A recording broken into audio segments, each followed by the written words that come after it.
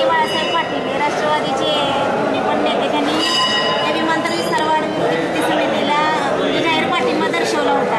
आज जेव्हा आम्ही ते संपर्क दौऱ्यासाठी आलेले होते कराडला तेव्हा आम्ही त्यांना विचारलं या संदर्भात, तर ते म्हटले आता मी म्हणजे सरकारमध्ये गेलेलो आहे, तर या गोष्टीवर विचार विनिमय करून मगच आम्ही निर्णय देऊ त्याबाबत। नाही, सरकारमध्ये गेले म्हणजे अयोग्याला अयोग्य म्हणू नये असा काही कायदा नाही। त्यांनी ती भूमिका आत्ताची मांडण्याची गरज नव्हती, हे चूक आहे असं माझं स्पष्ट मत आहे। त्यांना जर हे विमानतळ या ठिकाणी ज्या पद्धतीने व्हायचं आहे ते होणं मान्य नसेल तर तसं आजसुद्धा सांगणं काही बेकायदा नाही। त्यामुळे त्यांनी म्हणायला पाहिजे तसं यामध्ये कुठलाही प्रोटोकॉल तोडला जातो असं नाही। दुसरा म्हणजे त्यांनीच पर्याय दिलेला आहे आणि असं असताना त्यांनी असं बोलणं हे योग्य नाही।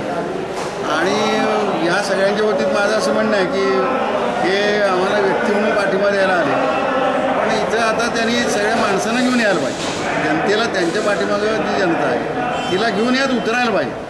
पण जेव्हा ते संपर्क दौऱ्यावरती आज कराडला आले होते हे कदाचित तुमच्या कार्यकर्त्यांनाही कदाचित माहीत असेल, तर तुमचं शिष्टमंडळ त्यांना भेटायला का नाही? आम्ही नाही जाणार ना, ते चळवळीतलेच ग्रस्त आहेत। आम्ही त्यांना आणि काय सांगायला पाहिजे?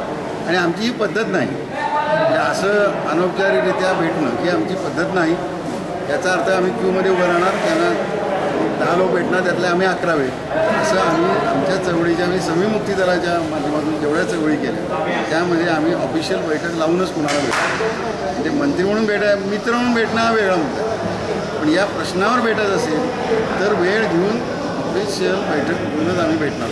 त्यांच्या दिलेलं उत्तर तुम्ही काय म्हणू इच्छिता? नाही, त्या म्हणाल मी की त्यांचं उत्तर हे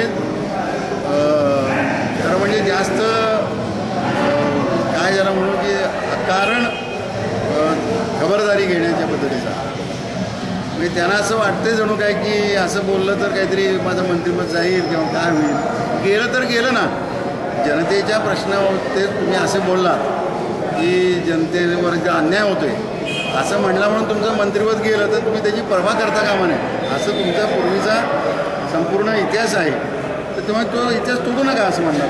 तुम्ही चालू ठेवा तुमचं लढवमान, आणि ते काय चुकीचं नाही, कुठल्याही संसदीय याच्यामध्ये चुकीचं नाही।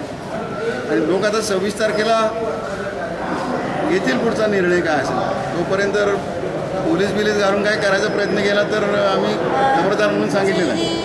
म्हणजे आंदोलनकर्त्यांची जी फळी आहे त्याच्यावरती विरोधक सुद्धा काही वेळा टीका करतात, याबद्दल विरोधक सगळीकडे असतात, काय त्याच्यावर बोलायचं? तरी पण ते मोजणी चालू असताना म्हणजे कुठं होते आंदोलनकर्ते, कुठं होते?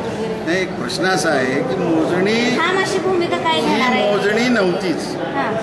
मोजणीचा अर्थ आत्ता जो आहे तो आहे, ही मोजणी अनऑफिशियल मोजणी होती, अनौपचारिक मोजणी होती। त्यामुळं कोणी काय म्हणावं याला तोंड कोणाचं धरू शकत नाही। परंतु ही मोजणी जर झालेली आहे तर ही आता मोजणी कसली आहे याचं उत्तर त्याने द्यायला पाहिजे ना। तेव्हा ही मोजणी तशा अर्थानं काहीही कायदेशीर मोजणी नव्हती, की आत्ताच्या पत्रानंच प्रांत अधिकाऱ्यांचं स्पष्ट झालेलं आहे की त्यांनी अजून मोजणी त्याला औपचारिक मोजणी म्हणतात, कायदेशीर मोजणी ही केलेलीच नाही। आता ती होणार आहे म्हणून आम्हाला तयारी करण्याचा प्रश्न। लढा आणखी तीव्र होत जाणार आणि याच्या विरोधात तुम्ही आता तीव्रता ही कुठल्याही लढाईमध्ये जनतेच्या सहभागावर अवलंबून असते, तर जनता ज्या तऱ्हेची तयारी करेल तेवढा तो तीव्र होईल। ते नेतृत्व म्हणून मी नाही सांगू शकत। बाधित लोकांचा सहभाग, त्याच्यावर सहकार्य यावरती 26ला ठरेल। 26ला किती तीव्र होणार, त्या तीव्रतेचं काय उंची असणार हे 26ला ठरेल।